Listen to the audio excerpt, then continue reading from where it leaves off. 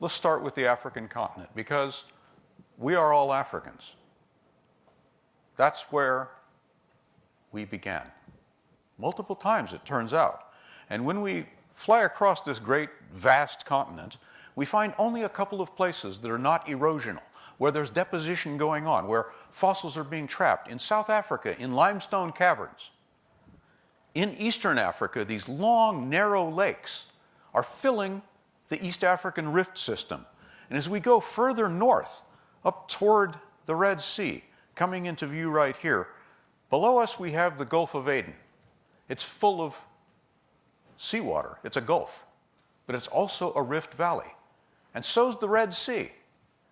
The continental Rift Valley joins those other two rift valleys in a country called Ethiopia, right in the Horn of Africa.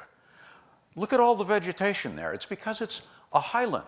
And the water there runs to the north. It goes down the Nile, past the pyramids, and into the Mediterranean. So that's where we do this work. There's another view of this.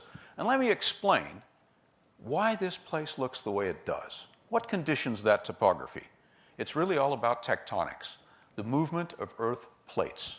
And this happens almost imperceptibly, about that much a year in some of the fastest moving plates out here in the Afar Triangle of Ethiopia.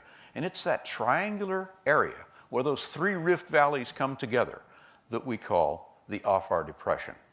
Now, anywhere along this rift valley, if you look at what's going on, these great plates are pulling apart. They're not slipping on one another like at the San Andreas, where I live.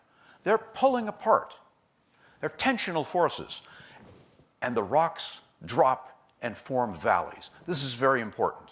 The rocks actually fracture and they slide past one another.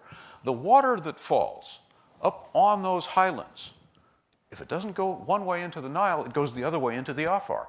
And as it comes into the Afar, it forms rivers and lakes in the floor of this rift valley. These will become important.